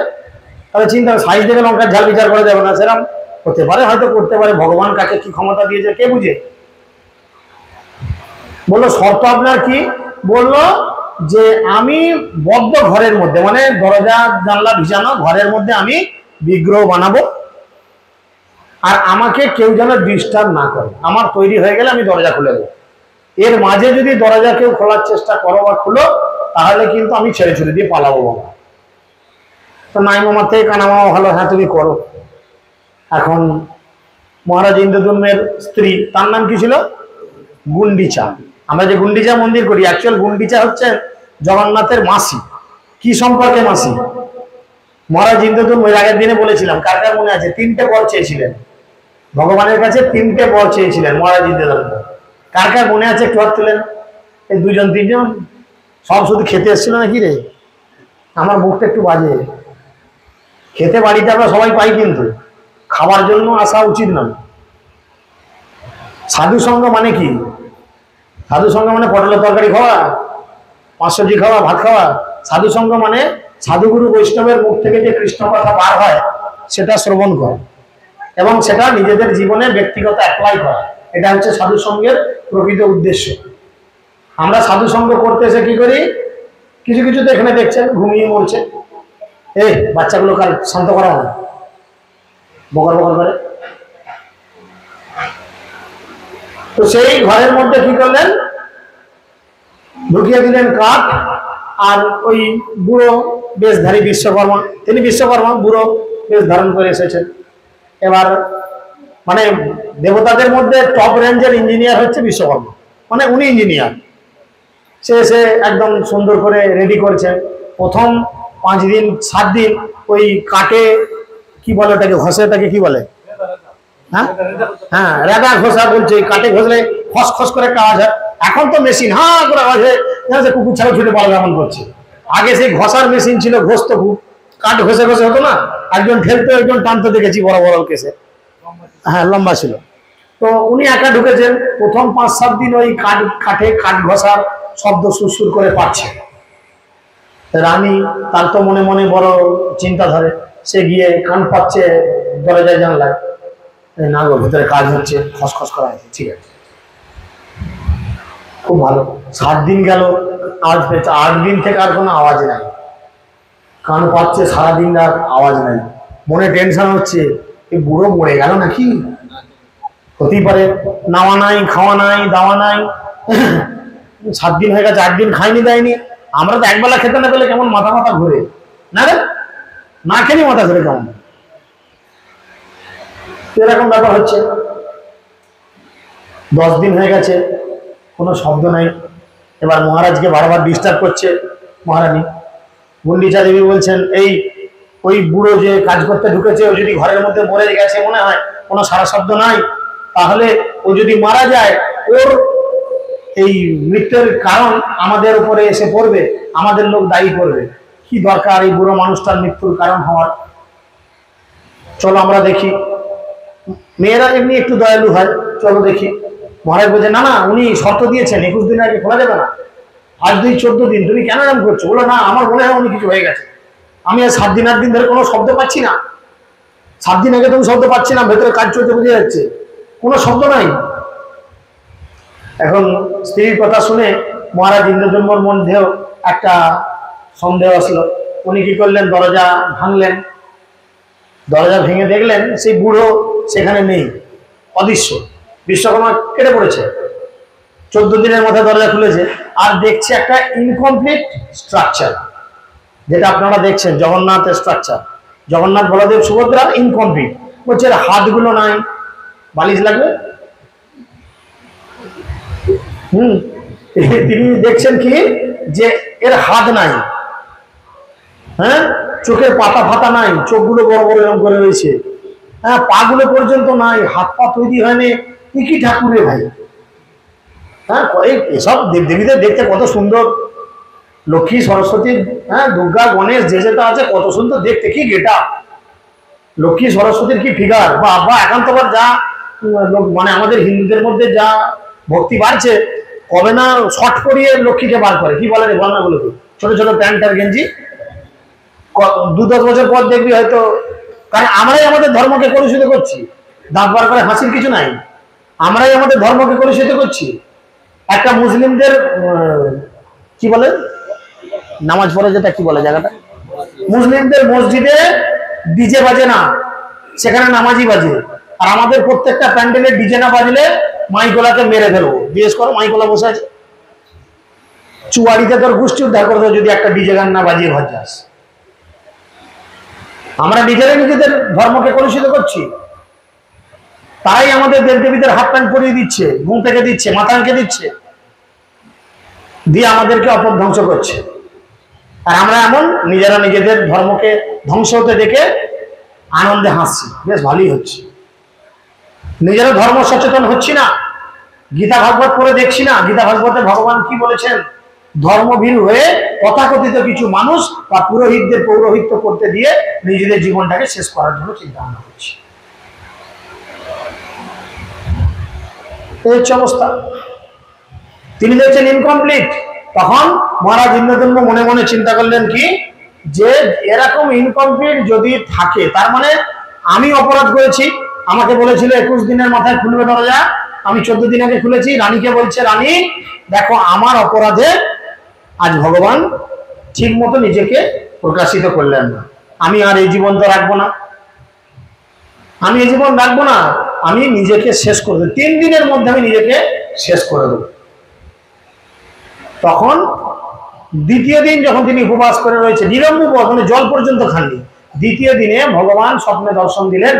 আর স্বপ্নে দর্শন দিয়ে বললেন কি, যে হে মহারাজ, এটি আমার প্রকৃত রূপ, এটি আমার আসল রূপ, এটি আমার প্রকৃত কৃপার রূপ, এটি আমার প্রকৃত প্রেমের রূপ। তুমি এই রূপকে মন্দির স্থাপন করে সেবা পূজা করো। কেন এই রূপ হয়েছে, বিভিন্ন শাস্ত্রে বিভিন্ন ভাবে বর্ণনা করা হচ্ছে। কারণ যে যে অ্যাঙ্গেল থেকে ধরেছে, বলে কৃষ্ণ সবসময় কি করত, কৃষ্ণের স্ত্রীর সংখ্যা কত ছিল, 16,108, তাই না, নেহাত কম নয়। আর প্রত্যেক দিন কৃষ্ণ কি করত, রাত্রিরে শুতে যেত, আর শুতে গিয়ে বিছানায় মাথা দিয়ে শুধু বলতো রাধে। কি বলতো, সকলে জেনে বলো রাধে রাধে রাধে। কৃষ্ণ শুধু মুখে বলতেন রাধে রাধে। আর দেবী রুক্মিণী, সত্যভামা, এদের মনের মধ্যে অনেক প্রশ্ন আসতো, এ রাধে রাধে করছে, ব্যাপারটা কি, কে এই রাধা, কে এই রাধা, যার কথায় সবসময় বলে। কোনো দিন এ তো আবার অজ্ঞান হয়ে যায়, সকালবেলা ঘুম থেকে তোলা যায় না, দাঁতে দাঁত পড়ে যায়। তাহলে এই রাধা কে জানতে হবে। এখন রাধাকে জানবে বা রাধাকে আইডেন্টিফিকেশন করাবে এরকম একজন লোক তো দরকার। তো সেই জন্য সমস্ত গোপীরা বললেন, কৃষ্ণের ছেলেবেলা কেটেছে কোথায়, কোথায় কেটেছে, গোকুলে। গোকুল, বৃন্দাবন গোকুল দুটো জায়গা আলাদা। বৃন্দাবনের মধ্যে গোকুল, কিন্তু গোকুল আলাদা জায়গা, বৃন্দাবন আলাদা জায়গা, 12 কিলোমিটার ডিস্টেন্স দুটোর মধ্যে। তো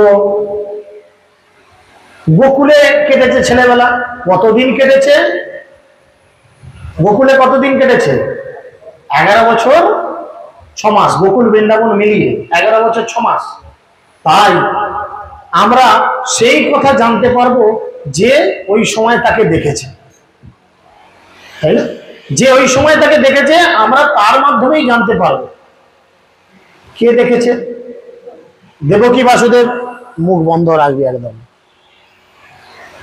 দেবকী বাসুদেবের কাছে গেছে, গিয়ে প্রশ্ন করছে যে তোমরা রাধাকে জানো, বা কে রাধা, কি ব্যাপার?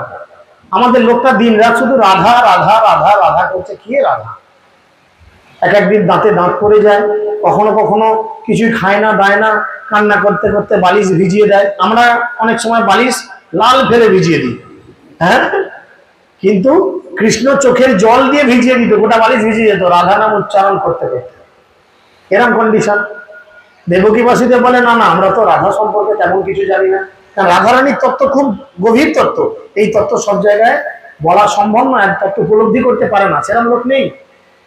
তো সেই জন্য কি করার দরকার, নন্দ বাবা যশোদা মায়ের কাছে গেলেও হবে না, তারা তো তার লালাকে নিয়ে ব্যস্ত। লালা মানে কৃষ্ণ, ব্রজবুলি ভাষায় ছোট ছেলেদের বলে লালা, আর ছোট মেয়েদের বলে লাডলি, তাই না? তো রাধারানী কয়েকদিনই মধ্যে লাডলি। তো সেই জন্য কি করেছেন, যে আরেকজন আছেন যে বাসুদেবের প্রথম স্ত্রী, তার নাম কি? রোহিণী, তাই না?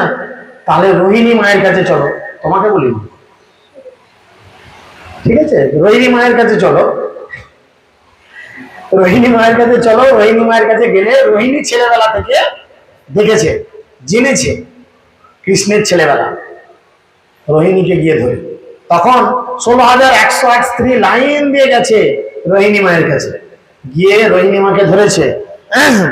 গিয়ে রোহিণী মাকে ধরে বলছে যে মা, আমরা সেই কথা শুনতে চাই, তার কথা শুনতে চাই যার কথা আমাদের প্রভুর মুখে সবসময় থাকে। তো রোহিণী মা না জানার ভান করে বলছে কার কথা? বললো ওই যে রাধা। রোহিণী মা সঙ্গে সঙ্গে চোখ উঠেছে, এই চুপ, আর এই নাম তোমরা দ্বিতীয়বার উচ্চারণ করবে না। সবাই অবাক হয়ে গেছে, কেন? বললো না, রাধা নাম উচ্চারণ করবে না, আমি বলছি করবে না। এরা ধরেছে না, আমরা জানবই আমার স্বামী কেন এরম করে, আমি জানবই, কেন উচ্চারণ করবো না? বললো যেমন মিজরির দানা চিনির দানা পড়লে পিঁপড়েকে খবর দিতে হয় না, কি হয়? পিঁপড়েকে খবর দিতে হয় যে আমার চিনির দানা পড়ে আছে, আয় রে আমাদের ঘরে খেয়ে যাবে, তুলে যাবে। পিঁপড়েকে যেমন খবর দিতে হয় না, পিঁপড়ে এমনি জানতে পারে ওখানে মিষ্টির দানা পড়েছে, পিঁপড়ে ঠিক পৌঁছে যায়।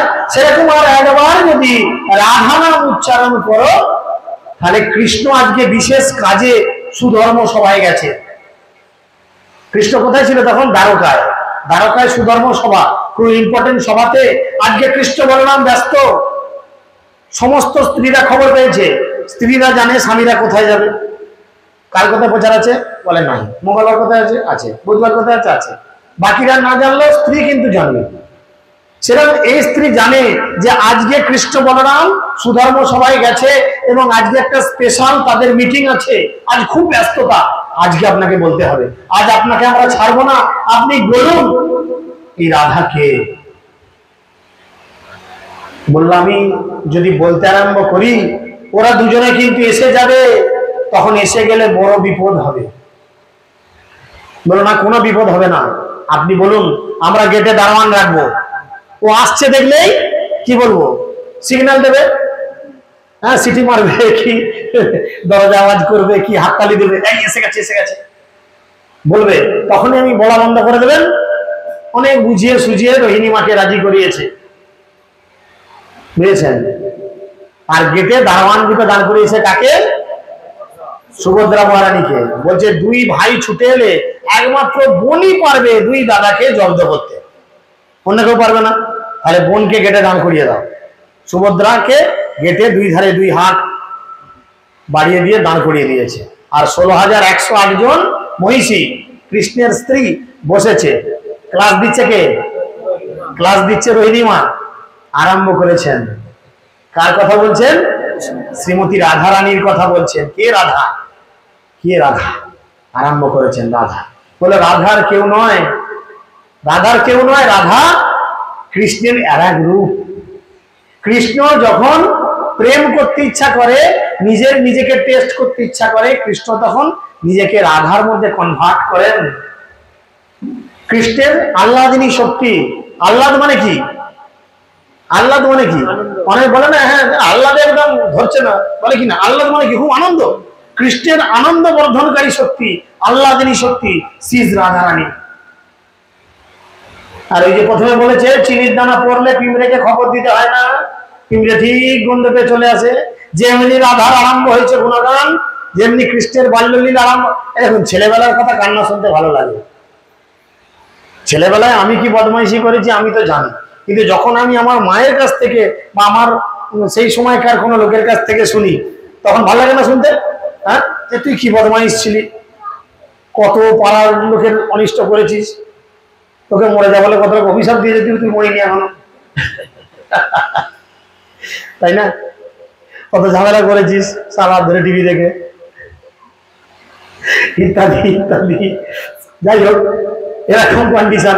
তো এইগুলো যখন অন্য কারোর কাছ থেকে শোনে তখন ভালো লাগে। তাহলে দেখুন, ভগবান নিজে আকৃষ্ট হচ্ছেন কার কথায়? তার নিজের কথায়। কৃষ্ণ নিজে আকৃষ্ট হচ্ছেন তার নিজের কথা শোনার জন্য। আর আমাদের কি দুর্ভাগ্য যে আমরা কৃষ্ণ কথা শোনার জন্য একটুও আকৃষ্ট হই না। স্বয়ং ভগবান যে কথা শোনার জন্য আকৃষ্ট হন, যে কথা শ্রবণ করলে সারা জীবনের সমস্ত কলুষতা দূরে চলে যায়, সেই কথা শ্রবণে আমাদের কত অনীহা। দূর নেমন্তন্ন করে না, কি করে যাই ওদের ঘরে? আমার ঘরে একবারও বলেনি আমি কি করে জগন্নাথকে রাখি। কত এক্সকিউজেস, কত মানে অশাস্ত্রীয় কথা, অভক্তের মতো আচরণ। ভক্তের আচরণ তো এরকম না। স্বামী স্ত্রীর সম্পর্ক কখন সুন্দর থাকে? একে অপরের সঙ্গে প্রেমপূর্ণ কখন থাকে? ভুলভ্রান্তি সংসারে হতে পারে। একে অপরকে যখন একবার বলবে সরি, ব্যাস সমস্ত সমস্ত চব্য মিটিয়ে ফেলো, দেখবে স্বামী স্ত্রীর জীবন হেব্বি আনন্দে চলে, কোনো চাপ নাই। আর একটা সরিকে বলতে গিয়ে যদি 10 বার এক্সকিউজ মি করতে হয়, তাহলে সেই সম্পর্ক টেকা খুব মুশকিল, তাই না? তাই রাধারানীর কথা, কৃষ্ণের কথা যখন বলেছে, আরম্ভ করেছে, এবার যখন কৃষ্ণের বাল্যলীলা, রাধারানীর এই লীলা আরম্ভ করেছে, যে কি কি করেছে তোমাদের ছোট কৃষ্ণ দেখো, ছেলেবেলায় কি কি বদমাইশি করেছে। হ্যাঁ, লোকের বাড়ি থেকে হাঁড়ি থেকে মাখন খেয়েছে, আবার মাথায় খানিকটা মাখিয়ে দিয়ে এসছে, তোর চুলটা চকচকে হবে, মাখিয়ে দিয়ে চলে এসছে। হ্যাঁ, বুড়ি গেটের বাইরে বসে পাহারা দিচ্ছে, এমন মায়ার জাল সৃষ্টি করেছে, বুড়ির চোখে ছানি পড়ে গেছে, হাঁ করে বসে আছে, বুড়ি আবঝা দেখছে। ঘরে শিকল খুলে খেয়েছে দিয়েছে, বুড়ির সামনে দিয়ে বেরিয়ে চলে আসছে। আবার তার বৌমার পিঠে চেপে চলে এসছে, এসে তাকে ভয় দেখিয়েছে, আজকে ছেলে হয়েছি, সামনের দিনে স্বামী হয়ে দেখাও। হ্যাঁ, ঘাটে চান করতে গেছে, কাপড় চোপড় তুলে নিয়ে পালিয়ে গেছে, কত রকম ঝামেলা। আর যত লীলা শ্রবণ করেছে, ভগবানের সেই অপ্রাকৃত লীলা কথা যত শ্রবণ করছে, হৃদয়ের কলুষতা দূর হচ্ছে। সমস্ত মহিষীগণ অবাক দৃষ্টিতে মুখ হাঁ করে, আমরা অবাক হলে কি করি, মানে অবাকে হাঁ হয়ে গেছে একদম, সবাই হাঁ করে রয়ে গেছে কৃষ্ণের এই সমস্ত লীলা শুনে। এখন বুঝছে কেন রাধে রাধে করে। আর গেটে দাঁড়িয়ে আছে সুভদ্রা, পাহারা দিচ্ছে। সুভদ্রারও গোটাটা একদম গলে এরকম হয়ে গেছে। আমরা যেমন সুভদ্রাকে দেখছি, হাত নাই পা নাই, ও দাদার এই কীর্তি শুনে একদম গলে পাঁক। আর এধারে ওই দুজন সেই চিনি পড়েছে, নিজেরই খবর গেছে, পিঁপড়ে সেরাম কৃষ্ণর কানে বেজেছে, আরে কোথাও আজকে আরম্ভ হয়েছে আমার গুণমহিমা, তাই আমার এত ভালো লাগছে। খালি পায়ে সুধর্ম সভা থেকে দুই ভাই ছুটতে ছুটতে ছুটতে ছুটতে এসে পৌঁছে গেছে রোহিণী মা যেখানে ক্লাস দিচ্ছে দরজায়। সুভদ্রা এরকম হয়ে গেছে, দু ভাই যে এসেছে, সে যে সিগন্যাল দেবে, হাততালি দেবে বা বলবে এসে গেছে, সে বলার মতো অবস্থায় নাই। ভগবানের প্রেমলীলা, বাল্যলীলা ইত্যাদি লীলা শ্রবণ করে সে বলে গেছে সব। আর কৃষ্ণ বলরাম এসে দাঁড়িয়েছে, দাঁড়িয়ে তখন রোহিণী মার কাছ থেকে রাধা নামের তত্ত্ব শুনছে। আর যত শুনছে কৃষ্ণ তত বিগলিত হচ্ছে। এক প্রেমের রূপ, বলে একবার কৃষ্ণ রাত্রিরে বিছানায় শুয়েছে আর রাধা রাধা রাধা করতে করতে মূর্ছিত হয়ে গেছে। পরের দিনে সকালে তার স্ত্রী, কি নাম প্রথম স্ত্রী, রুক্মিণী, তাকে তুলছে বিছানা থেকে, এই ওঠো উঠো, সকাল হয়ে গেছে উঠো। বলে কৃষ্ণের কোনো সেন্স নেই, অজ্ঞান দাঁতে দাঁত পড়ে গেছে, পাড়ায় খবর ছড়িয়ে গেছে যে মনে হয় কৃষ্ণ আর বেঁচে নেই। লোকজন সব কান্নাকাটি করছে, সমস্ত স্ত্রীরা কাঁদছে। তখন নারদ মুনি সেই পথ দিয়ে যাচ্ছে, বুঝেছেন? নারদ মুনি যেতে যেতে এই কৃষ্ণ নেই এই কথা শুনে নারদ মুনির মনের মধ্যে বড় কষ্ট হয়েছে। নারদ মুনি দণ্ডে ছুটতে ছুটতে এসেছে, এসে কি করেছে, এসে দেখছে আরে প্রভু তো নেই, মানে প্রভু দেহত্যাগ তো করেনি, প্রভু বাহ্য চেতনায় নেই। তখন রুক্মিণী অন্যান্য সত্যভামা সমস্ত স্ত্রীরা কি করেছেন, নারদ মুনিকে অনেক অনুরোধ করেছেন, হে নারদ মুনি, আপনি কৃপা করে আমাদের প্রভুকে চেতন করুন। নারদ মুনি অভিজ্ঞ একজন চিকিৎসকের মতো, একজন অভিজ্ঞ চিকিৎসক যেমন রুগী দেখে কোমরে হাত দিয়ে বলে হ্যাঁ বুঝেছি কেসটা এই, ঠিক আছে ওষুধ দিয়ে দিচ্ছি সেরে যাবে। বাড়ির লোক অনেক হাবুতাস করে, 14 বার প্রশ্ন করে ডাক্তারবাবু সারবে তো, ডাক্তারবাবু সারবে তো, অনেকে জিজ্ঞেস করে। কিন্তু যিনি অভিজ্ঞ ডাক্তার তিনি বুঝে যান যে রোগটা কি, আমি ওষুধ দিচ্ছি সেরে যাবে, 2-3 দিনের মধ্যে সেরে যাবে, চিন্তা করো না, বাড়ি নিয়ে যাও, এই করো তাই করো, সেরে যাবে, তাই না? নারদ মুনি অভিজ্ঞ চিকিৎসকের মতো তিনি কৃষ্ণকে দেখলেন, দেখে বুঝলেন আর কিছু নয়, এই রাধা নাম উচ্চারণ করতে করতে এ মূর্ছিত হয়ে গেছে, তাই এর কানের কাছে রাধা নাম আবার বলতে হবে। তাই কৃষ্ণর ঘুম ভাঙবে, কৃষ্ণ চোখ মিলে তাকাবে। কিন্তু একটা গন্ডগোল আছে, আজকে কৃষ্ণর পালস রেট যে কথা বলছে, আজকে কৃষ্ণর হার্টবিট যে কথা বলছে, আজকে কৃষ্ণর প্রেসার যে কথা বলছে, কৃষ্ণ কিন্তু ঘুম থেকে উঠেই কি করবেন, আর বসে থাকবেন না। সামনে যা পাবেন, সাইকেল পাবে, রিক্সা পাবে, রথ পাবে, গাড়ি পাবে, লরি পাবে, ট্রাক্টর পাবে, যা পাবে তাতে চেপেই সোজা বৃন্দাবন। আজকে আমি কারুর কথা শুনবো না, তো আমার বউ ডাকুক আর যেই ডাকুক, আজ আমি রাধা ছাড়া কারুর নয়। বুঝা গেল? রাধা ছাড়া আর আমি কারুর নয়, এরম পজিশন হবে। নারদ মুনি বুঝেছেন, তাই নারদ মুনি সঙ্গে সঙ্গে বললেন, ও কিন্তু ঘুম থেকে উঠেই যাবে কোথায়, চোখে আঙুলটা গোজে না, অত ওরা মন করি না, যত ঘুম এখনই আসছে। ঠিক আছে চুপ কর। তো বিষয় হচ্ছে কি,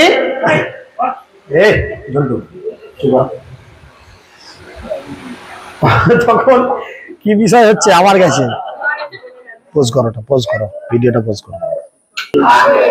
কোথায় ছিলাম? হ্যাঁ বলেছেন যে একে যদি আজকে ঘুম থেকে তোলা হয় তাহলে কিন্তু এ আজকে আর কোনো গতি মানবে না, ছুটতে ছুটতে চলে যাবে বৃন্দাবন। আর বৃন্দাবনে দ্বারকার রাজা যাবে, সে গিয়ে কি দেখবে? নারদ মুনি খুব ভালো করে জানেন যে রাধারানী এবং সমস্ত গোপীরা কৃষ্ণের থেকে কত দূরে ছিলেন, কতদিন ছিলেন না 113.5 বছর। যখন কৃষ্ণ বলরামকে নিয়ে যাওয়ার জন্য কে এসেছিলেন, অক্রূর এসেছিলেন, গোপীরা নিজেদের হাত বাড়িয়ে দিয়েছিলেন, শরীর বাড়িয়ে দিয়ে বলেছিলেন না, জেলে আমাদের শরীরের উপর দিয়ে তোমাকে যেতে হবে, তুমি যদি যেতে চাও আমাদের শরীরের উপর দিয়ে তোমার রথ চালিয়ে আমাদের মেরে দিয়ে নিয়ে যাও, আমরা এমনি যেতে দেবো না। বুঝতে পেরেছেন? তো তখন কৃষ্ণ সব গোপীদের বলে গেছিল যে তোমরা চিন্তা করো না, আমি আজকে যাচ্ছি, কালকেই চলে আসবো। তাই রাধারানী ওয়েট করেছেন, অপেক্ষা অপেক্ষা অপেক্ষা আর অপেক্ষা। কতদিন? 1 দিন, 2 দিন, 3 দিন, 10 দিন, 1 মাস, 2 মাস, 1 বছর, 2 বছর, 5 বছর, 10 বছর না, অপেক্ষা করেছেন 113.5 বছর। 100 বছর ছিলেন দ্বারকায়, কিন্তু 13.5 বছর ছিলেন তিনি মথুরায়। কিন্তু তিনি মথুরাতে যায়নি। কেন যায়নি? কৃষ্ণ যেহেতু বলে গেছে আমি কালই চলে আসবো, তাই নিজের প্রেমিকের কথার উপর ভরসা রেখে রাধারানী কোথাও যান। এখন তার জন্য অপেক্ষা করতে করতে রাধারানী চুল আসলে নেই, রাধারানীকে আর দেখতে ভালো নেই, চামড়া কুচকে গেছে, সেজে গুজে নেই, যে একটা ছেঁড়া নেতার মতো শাড়ি পরে আছে, গোপীরা সেজে নেই। মানে রাধারানী কৃষ্ণের সঙ্গে এই সমস্ত লীলা করার জন্য কত সেজে গুজে আসেন, আজকে কেউ সেজে নেই, সব আলু থালু বেশে আছে। আর সেখানে যদি আজকে কৃষ্ণ গিয়ে দেখে এরকম, তাহলে কৃষ্ণ মনে বড় কষ্ট পাবে। তাই তোমরা আগে পাঠাও যাকে হোক, গিয়ে খবর দিক কি কৃষ্ণ আসছে, যাও গিয়ে খবর দাও কৃষ্ণ আসছে। বলরামকে বলো, বলরাম তুমি যাও। বলরাম বলো, না বাবা আমি যাব না, ওই কৃষ্ণ আমাকে একবার মথুরা থেকে পাঠিয়েছিল, সেখানে গিয়ে আমার যে অবস্থা হয়েছিল, আমি যাব না। আমি দেখেছি গোপীরা কৃষ্ণের জন্য কতটা পাগল, গোপীরা কৃষ্ণের জন্য নাওয়া খাওয়া ছেড়ে দিয়ে দিন রাত শুধু কৃষ্ণ কৃষ্ণ কৃষ্ণ কৃষ্ণ করছে, আমি যেতে পারবো না। বললো উদ্ধব তুমি যাও। বললো না প্রভু, আপনি আমাকে একবার যেতে বলেছিলেন। আর উদ্ধবের একটা বৈশিষ্ট্য ছিল কি, এত ভালো কৃষ্ণ ভক্তি করতো, কৃষ্ণের গায়ের মতো রং হয়ে গেছিল, কৃষ্ণের মতো দেখতে লেগেছিল। তাই উদ্ধবকে পাঠিয়েছিল যাও, আর কৃষ্ণের মতো রথ নিয়ে কৃষ্ণের মতো অঙ্গ অনুসরণ করে তিনি গেছেন। গোপীরা বুঝতে পারছে হয়তো কৃষ্ণ এসেছে, সবাই ছুটে এসেছে, এতদিন পর কৃষ্ণ এসেছে। এসে দেখে উদ্ধব, ফালতু লোক। এরকম হয় না, ছেলেবেলায় বাবাকে বললো, বলা তো বাবা ক্যাডবেরি লজেন সঙ্গে বাবা নিয়ে এলো শান্তি দোকানে একটা কাটি লাগে, হ্যাঁ কে খায়, মানুষ খায়, খাবো না যাও, এরকম অবস্থা। তখন তো দোকান হয়নি, তোদের নাম কি করে বলি ভাই, তখন তো দোকান হয়। যাই হোক, এরকম এরকম বিষয় চলছে। এরকম চলতে চলতে কি হলো, বলরামও যাবে না বলে, উদ্ধব বলে আমি যাবো না, তুমি আমাকে পাঠিয়েছিলে, আমার যদি সেই জ্ঞান থাকতো আমি জুতো পরে বৃন্দাবন যেতাম না। আমি নিজেকে বড় পণ্ডিত ভেবেছিলাম, তুমি আমাকে বলেছিলে গোপীদের বুঝাও, রাধারানীকে বুঝাও। আমি যখন সেখানে গিয়ে তাদের বোঝাবার জন্য গেছি, তাদের তোমার প্রতি প্রেম দেখে আমার এত লজ্জা হয়েছে, মনে হয়েছে আমি জুতো পরে কেন বৃন্দাবন গেছি, আমি আর যাবো না। অসম্ভব। পরে রইল কে, সুভদ্রা মহারানী। সে দেখলো দাদাকে বাঁচাতে হবে, ঠিক আছে দাদা তোরা না যাস আমি যাচ্ছি। এবার ঘরের একটা মেয়ে ছেলে গেলে বাকিদের কি হয়, কথা পাঠাচ্ছে কিছু করতে হবে, বুঝতে পারতো কোনটা আগে কোনটা আগে।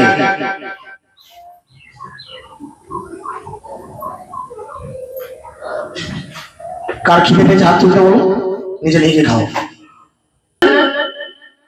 তুমি না যাও, না যাবে, আমি যাচ্ছি। কারণ বাড়ির এক মেয়ে যদি চলে যায় বৃন্দাবনের উদ্দেশ্যে, দ্বারকা থেকে অনেক রাস্তা, সে একা মেয়েকে কি করে ছাড়ে। সুভদ্রা আগে বেরিয়ে পড়েছে তার রথ নিয়ে। তাই দেখবেন যেখানে 3টে করে রথ হয়, প্রথম রথ যায় সুভদ্রা, সুভদ্রা আগে বৃন্দাবন যাচ্ছে, তার পেছন পেছন বলরাম যাচ্ছে, আরে বোন আমি আসছি, বোন আমি আসছি, পেছনে যাচ্ছে বলরাম। তাই বলরামের রথ দ্বিতীয় যায়। এখন জগন্নাথ, এখন পড়ে আছে কৃষ্ণ, সে কি অবস্থায় পড়ে আছে, কি অবস্থায় পড়ে আছে, পেছন থেকে বলুন কি অবস্থায় কৃষ্ণ পড়ে আছে, মূর্ছিত অবস্থা, এখনো জ্ঞান আসেনি। নারদ মুনি বললো ড্রাইভার, কৃষ্ণ রথের ড্রাইভার হচ্ছে দারুক, কৃষ্ণ রথের ড্রাইভারের নাম হচ্ছে দারুক।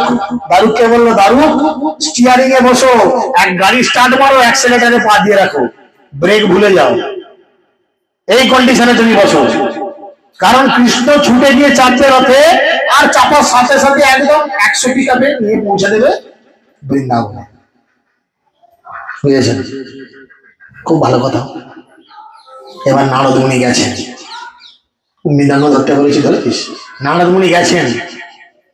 নারদ মুনি গিয়ে কি করছেন, কানের কাছে বলছেন, আমার পরে পরে বলুন কি বলছেন, রাধে রাধে রাধে জয় জয় শ্রী রাধে, রাধে রাধে রাধে জয় জয় শ্রী রাধে, রাধে রাধে রাধে জয় জয় শ্রী রাধে, রাধে রাধে রাধে জয় জয় শ্রী রাধে, महारानी की जय, महारानी की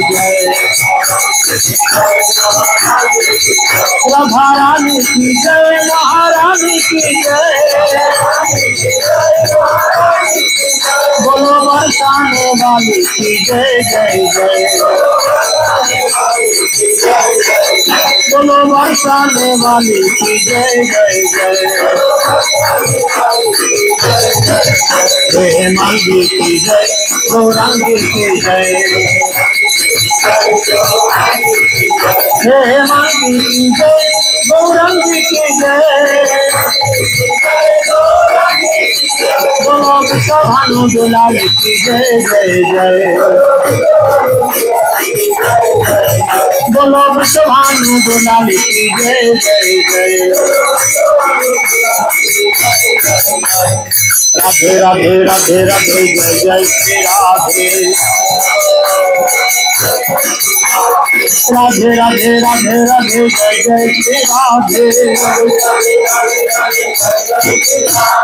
राधे राधे राधे राधे जय जय श्री राधे, राधे राधे राधे राधे जय जय श्री राधे, राधे राधे राधे राधे जय जय श्री राधे,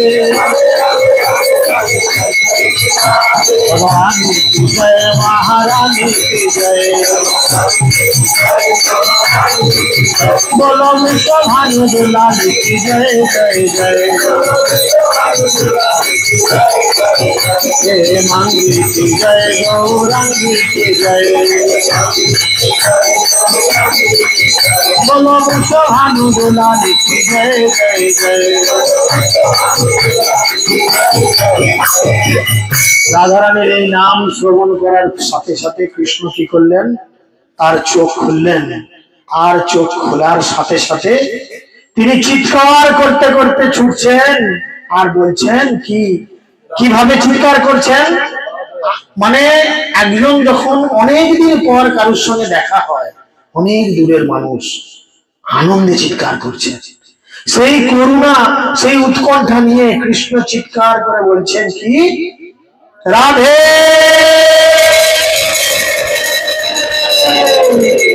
রাধে রাধে,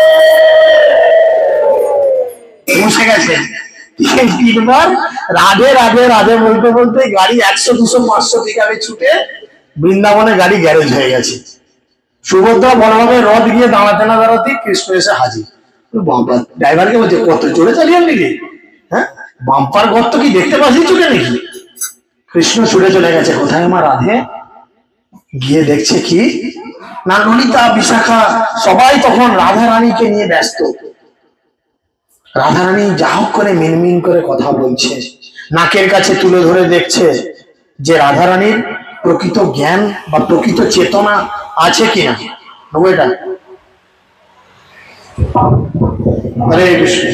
তিনি দেখতে চাইছেন রাধা রানীর প্রকৃত জ্ঞান বা প্রকৃত চেতনা আছে কিনা। নাকের কাছে তুলে ধরে দেখছে, নড়ছে। তখন তার পালস অক্সিমিটার থাকেনি বা স্টেথোস্কোপ বা অন্য কিছু থাকেনি।